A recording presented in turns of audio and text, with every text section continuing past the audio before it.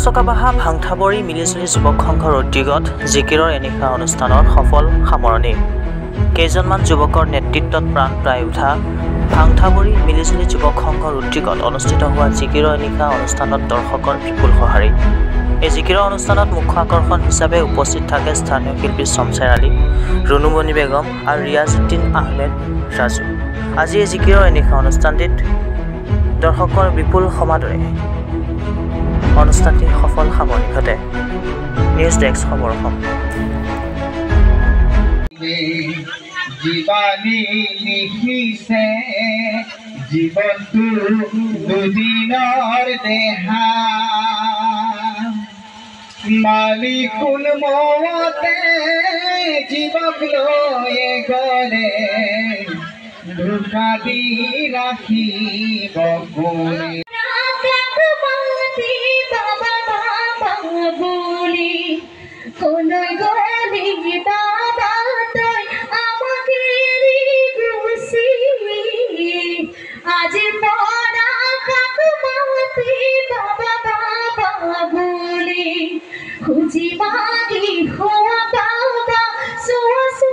বিলুপ্ত হ'ব ধৰিছে মানে আজান ফকীৰৰ যিটো জিকিৰ, যিহেতুকে আমাৰ শংকৰ আজানে গঢ়ি থৈ গৈছে। আমি শংকৰ আজানৰ এই জিকিৰটো আমি ভৱিষ্যতলৈ ৰাখিব লাগিব।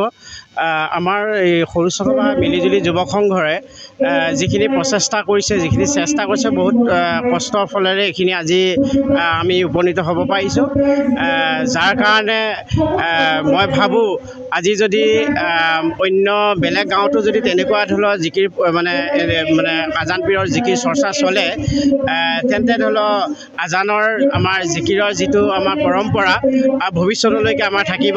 যাৰ কাৰণে আজি আমি গৌৰৱ কৰিব পাৰোঁ যে আজানৰ জৰিয়তে, আজানৰ জিকিৰৰ জৰিয়তে আজি আজান জীয়াই আছে বুলি আমি অনুভৱ কৰোঁ। গাঁৱৰ মিলিজুলি সংঘৰ উদ্যোগত জিকিৰৰ এনিশা আজি অনুষ্ঠিত কৰা হৈছে। এই জিকিৰ অনুষ্ঠিত কৰাৰ আমাৰ অঞ্চলৰ মানুহবিলাকে, অঞ্চলৰ যিমানবিলাক মানুহ আছে, অৰ্থাৎ আমাৰ যি তিনিগৰাকী শিল্পী আহিছে সকলোৱে পৰিচিত। এই শিল্পীগৰাকী সকলোৱে পৰিচিত, তেওঁলোকে সকলোৱে খুব ভাল পায় মহব্বত কৰাৰ কাৰণে। তেওঁলোকৰ মহব্বতত তেওঁলোকৰ কণ্ঠ শুনিবৰ কাৰণে আমাৰ অঞ্চলৰ যিমানবিলাক মানুহ আছে সকলো মানুহবিলাক আহি উপস্থিত হৈছে। আৰু এই উপস্থিত হোৱাৰ কাৰণে আমাৰ মিলিজুলি সংঘৰ যুৱকখিনিয়ে, অৰ্থাৎ আমাৰ গাঁৱৰ বাকী মানুহখিনিয়ে আৰু লগতে আমিও বহুত আনন্দিত হৈছোঁ, বহুত ভাল লাগিছে।